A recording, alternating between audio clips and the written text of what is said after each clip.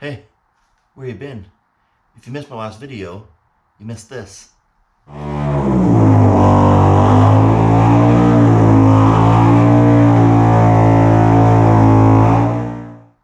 Which means we gotta replace this.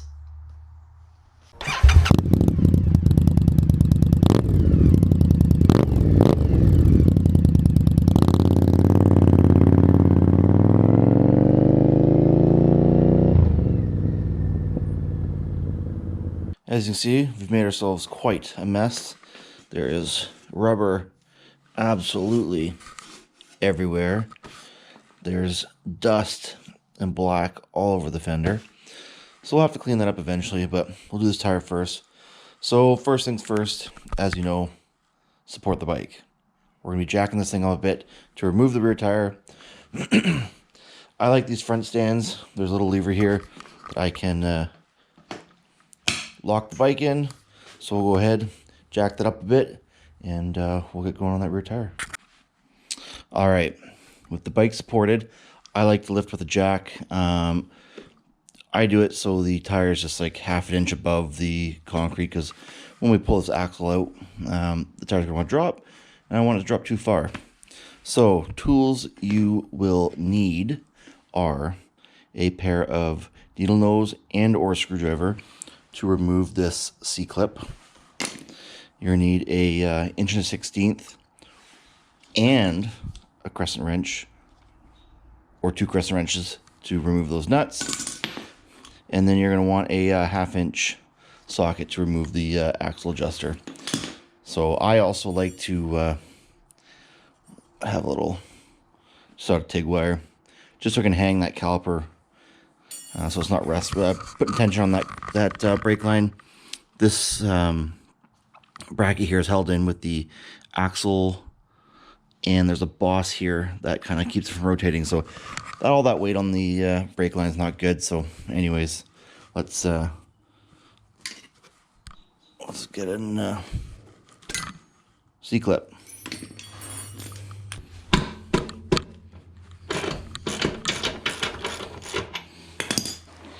Axle's loose, and we'll go ahead and spin these adjusters loose as well.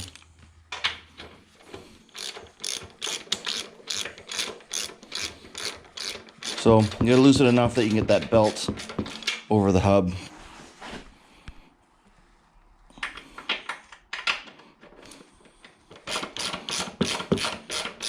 You could count your revolutions, help you get alignment after, but we're crazy, we don't care. We'll go over that. It's hard to see right now, but as soon as I push this axle through, this whole assembly is gonna fall. So it's gonna support it.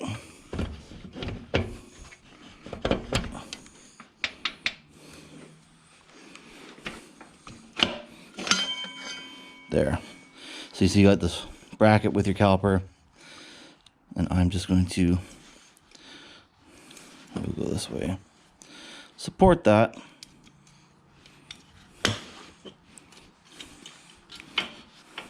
just so it's not all that weight's on that brake line. And from there we can pull this axle out the rest of the way.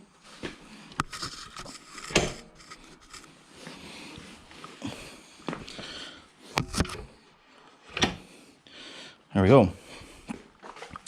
So just to keep things in order, I'm just going to assemble it back together. Clip. Put it back on the desk. Now with that, just watch your drive hub here. Pull that belt off to the side. I'm going to roll this thing to freedom. Just grab this guy so it doesn't fall. I'm sure you don't want to break it. And there we go. We've got a free rear tire. So I'm going to set this guy aside, and we'll get a blanket down to protect it. This next step you can do with the brake rotor on, but I'm going to remove it just for a little bit ease of... I want to clean this rim and everything while it's off, so I'm going to take it off.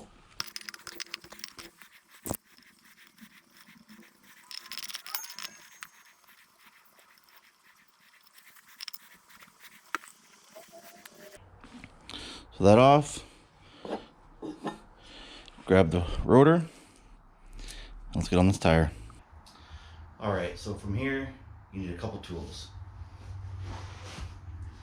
Mine just happened to be from Motion Pro.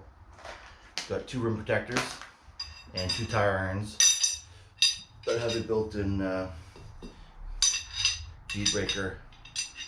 We'll go over that in a sec, but that's what you're gonna need to get this. And you can use a Windex for lubrication. I don't have any on me for some reason, so this is my leftover slip solution. It's just water and baby shampoo from my 3M clear bra install. So we're gonna use it again. First things first, you're also gonna need a valve core removing tool. So we want to take that valve core out, air down the tire.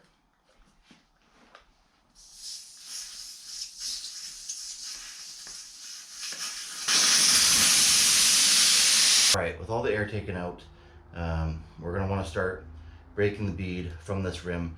And the main thing is take small bites. Like you don't want to go too far away. So start here and start working your way around.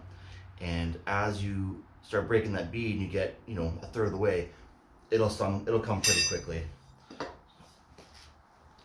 So go ahead and feed that under the rim. This guy just goes underneath. And from there, start working our way through.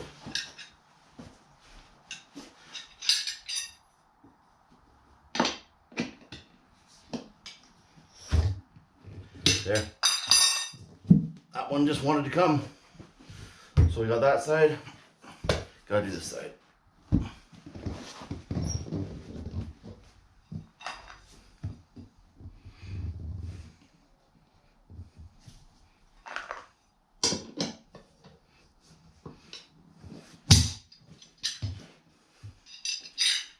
Just take little bites at it.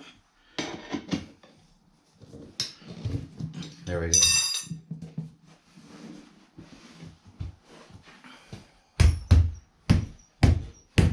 So with that bead broken, now what we want to use is our rim protectors. They just kind of clip on. And now we got to get this bead up and over. So what I like to do is just kind of take the opposite edge, just get it down so it can sink inside the rim and give you a little bit more room to pry on. So again, the key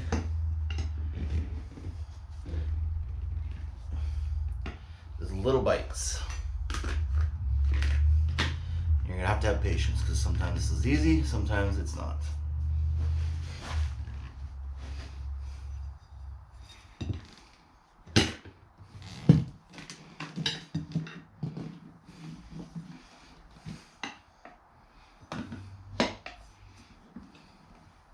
And there you can see we're starting to get it around. So again, we'll just grab these, move them down, and just start taking little bites until we can get that bead free. If it's fighting you a bit, don't be afraid to use a little lubrication.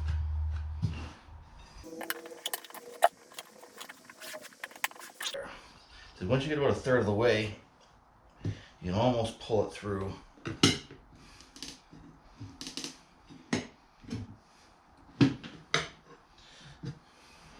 Once you get to that point there, pretty much just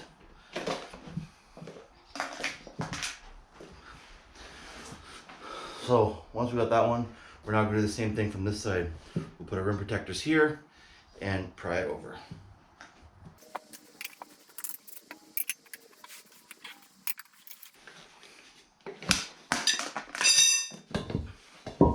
There you go. Quick and easy. That was all of what? 2.5 minutes?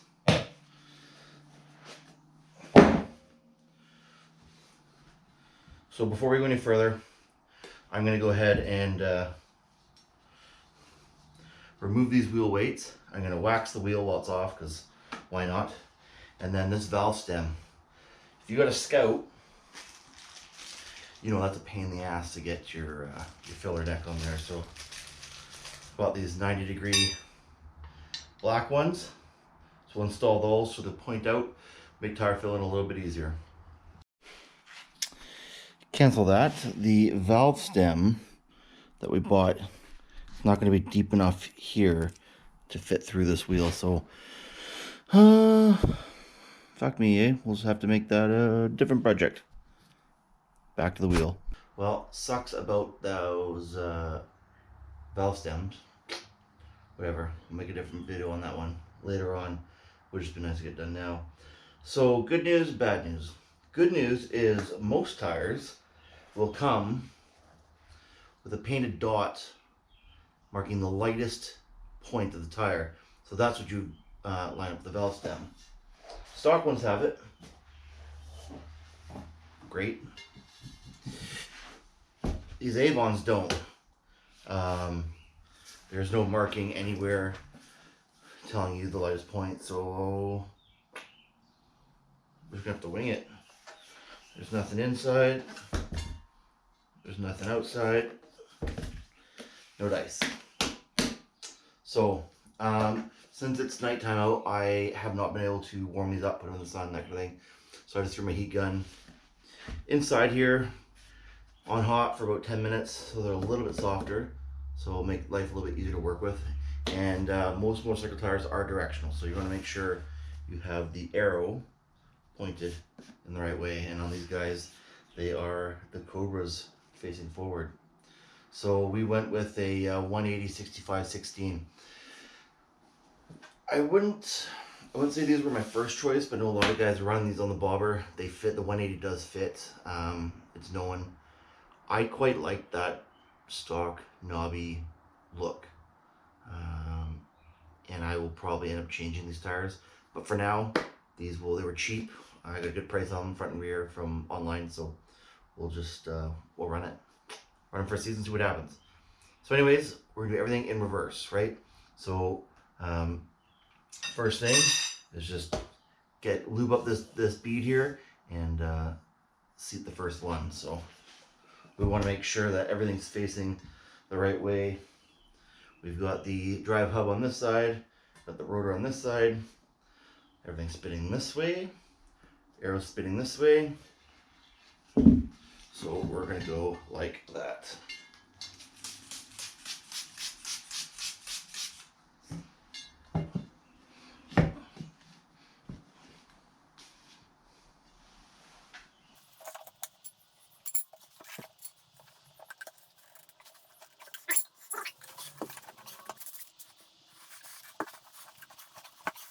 Again, little bites, little persuasion, lots of lube.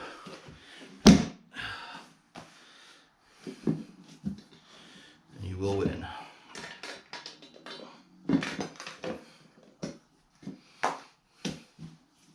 Again, if I had a dot to line up, wherever that dot might be, I would rotate this to line up with my valve stem, but I don't, so we're pretty much shooting in the dark here.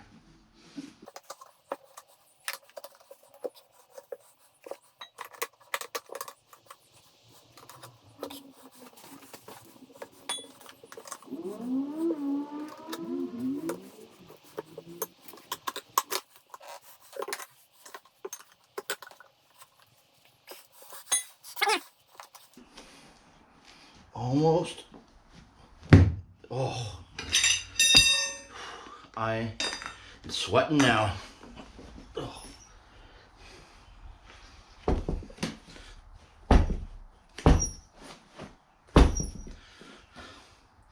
There we go. Lovely. So we're going to go ahead, grab our Schrader valve and our install tool and install that back in. I'm breathing heavy now. Fucking fat boy problems. Time for some air. Alright, so seat the bead. You're going to have to fill these guys up. Now, generally speaking, I usually put the Schrader valve in. Make sure you keep your fingers away from this edge because there's going to be a lot of force and they snap in. They're quite loud. If they're not seating, your air's rushing by and you're fitting a fatter tire on a smaller rim. You know, I got a lot of experience throwing tires on in the 4x4 world, like 35s, 37-inch tires. We'll actually leave the Schrader valve out to get a rush of air in to help seat that bead up on that rim. But this is a pretty big tire on a smaller rim, so I think it's going to seat just fine. So you should hear two distinct pops. Sometimes you'll only hear one, but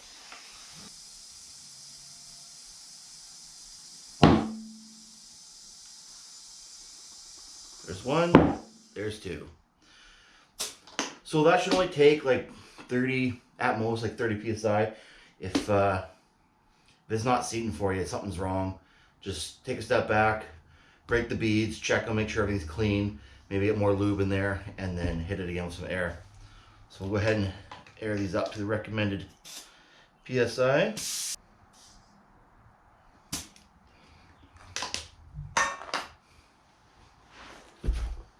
There you go. Mounted. Now we get to balance this bitch. Alright, so I'm running the Motion Pro stand. Basically it's got these conical, I'm going to call them washers, and they will fit inside the axle housing there for the axle tube, but basically set them in, make sure it's got a pinch there, check the back, there we go.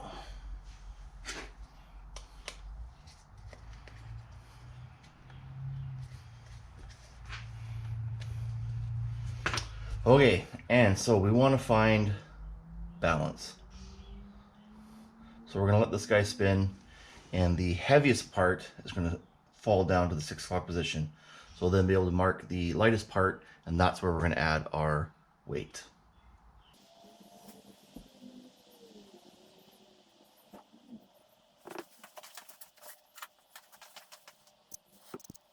Once the wheel stopped moving, we will mark with some chalk at the 12 o'clock position.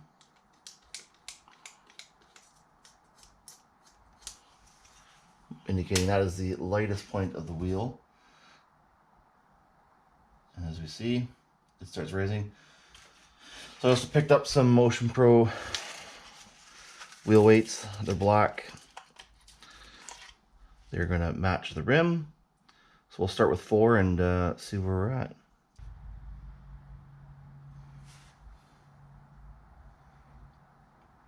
So we got 4, it's falling, too much weight.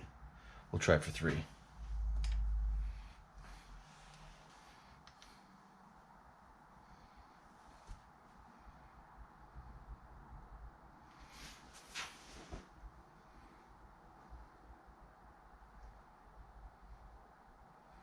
Two weights looks like the winner.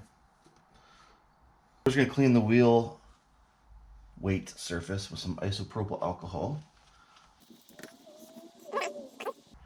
Get it as close to center as possible.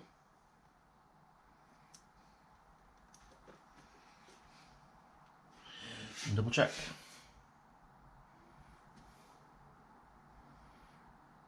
Boom. So we'll go ahead, throw our rotor back on, prep the bolts a little bit of Loctite. Because we have grubby hands, we're going to go ahead and hit this rotor with some brake cleaner. And just be mindful that at least on the Scout, this rotor is rotational. Shows you the rear out, rotation. So this guy, quick little blast, and we'll get it back on the bike.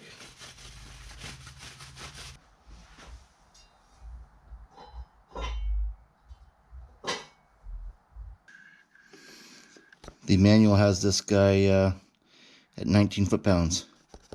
Make sure you're following your torque. So, before we get the wheel on, we're also going to try out these Joker Machine axle adjusters. This is the adjuster. The axle shaft goes through here, and there's a nut that pulls the wheel into alignment. So these guys, nice billet aluminum.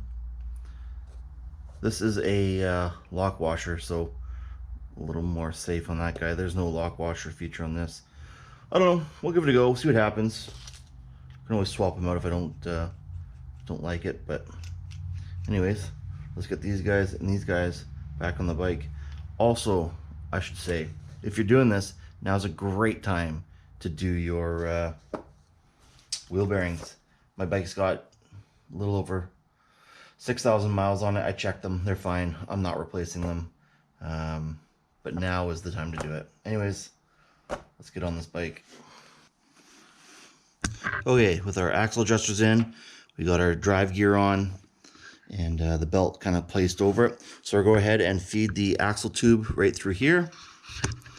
And then we'll go ahead and start getting this caliper bracket kind of placed once I get the axle shaft just poking ever slightly so through there. So we're going to go ahead and clean this axle shaft off and then re-grease it.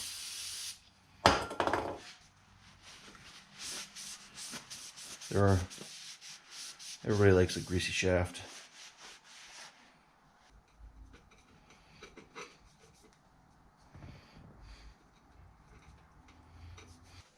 So like I said before, we'll start with this side, feed it through, and then we'll go to the other side. There we go. Let's jump to the other side. Alright, so the axle shaft started there. So go ahead and remove our caliper support.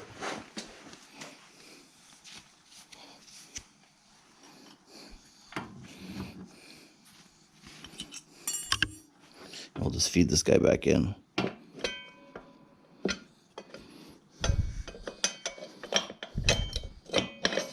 Okay, the caliper back in place. So keep driving this.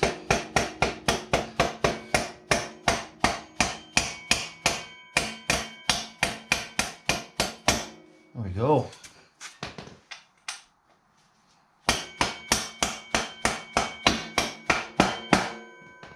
Go ahead and put our alignment washer in and our nut.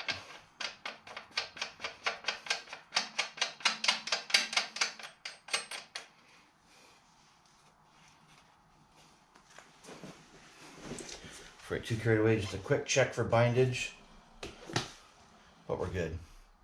So we're going to go ahead and adjust this rear wheel.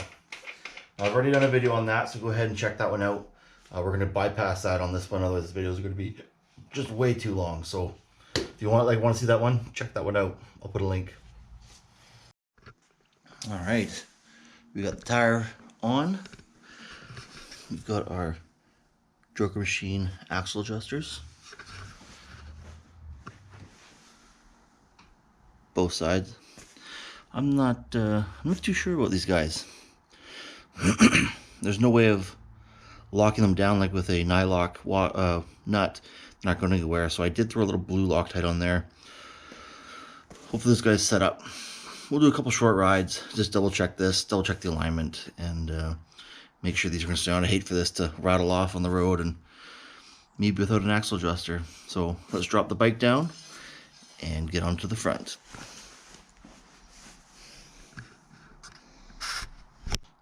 All right, so we're gonna do the same thing on the front of the bike here. You're gonna want a 6mm Allen to take that guy out. I've already loosened him off. Let me take him out all the way. And then this guy's a 5/8 Allen key. Now I just happen to have one from my Mastercraft kit. You could also take a 5/8 bolt, put it in there, double nut it, and use that. And that way you're not buying a $30 socket or whatever. You're just doing a cheap bolt. And there it is.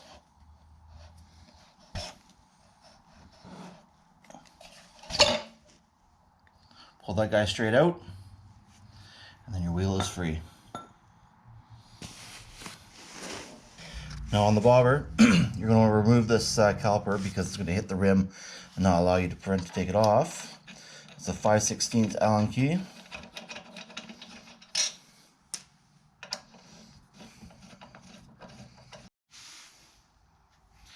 Slide the caliper out.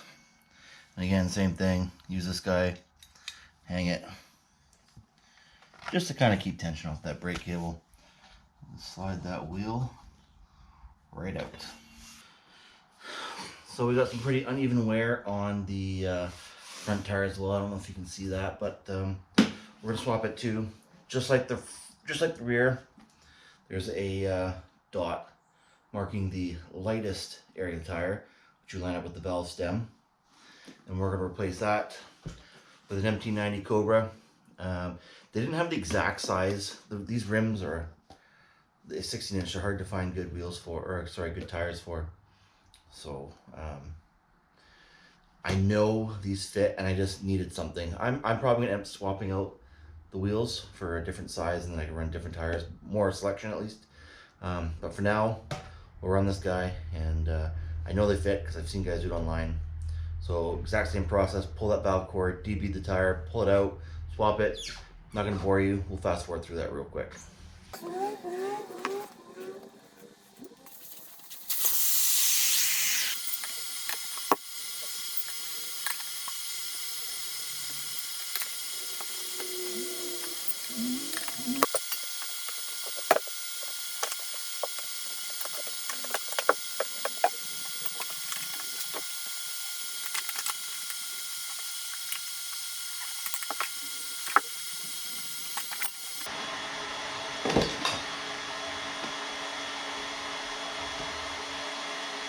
So what I was saying earlier on the rear tire about leaving the valve stem out. So here's an exact case where we're putting a skinnier tire on a little wider rim, and that just flopping around in there, and I can't get the bead to set because the air is just rushing past. So we're gonna leave the valve stem out.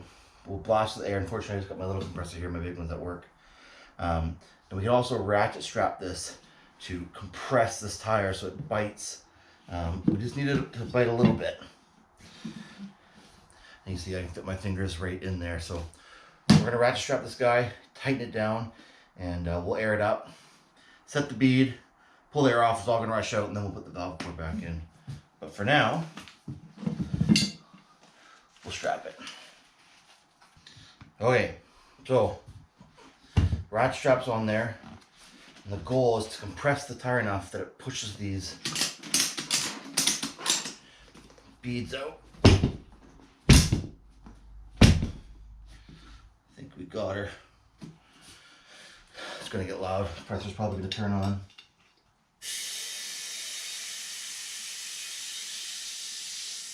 Yeah. You want to be careful because while we're adding air to this, it's going to press on the strap, but we should hear our beads pop.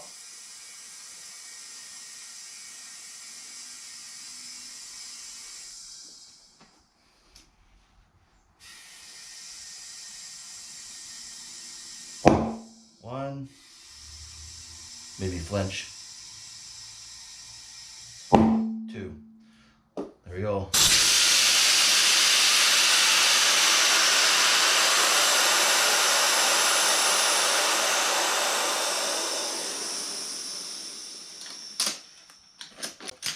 It's an old 4x trick. They used to do that out in the bush if we lost a bead. I mean, fire is obviously much more exciting, shooting some ether or starting fluid in there. Shooting at you, I'm sure you've all seen the YouTube videos, but don't light my carpet on fire on my nice motorcycle rim. Aired back up, we'll throw this guy on the balancer, and we'll throw it back on the bike. All right, with the wheel back in place, we're gonna just start the axle here. Just kind of help guide things in, and then we'll get the set the caliper on the other side and push this guy all the way through.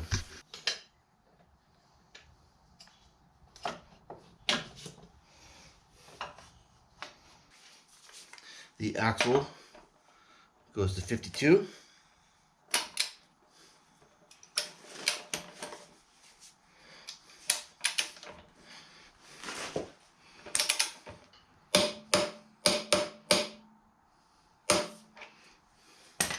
And the pinch nut goes to 18.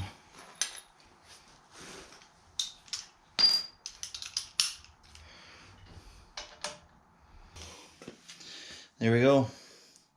Avon Cobras installed. 180 rear. Better than the 150 that was on there before. Looks good.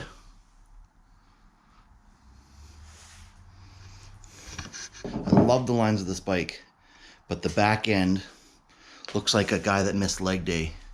You know, he's got this big, beefy, muscular front end here in the tank, and then this skinny ass rear end. But we're a little bit better now with that tire gone. Onto the 180. Next will be those turn signals. But that's another video. Thanks, guys.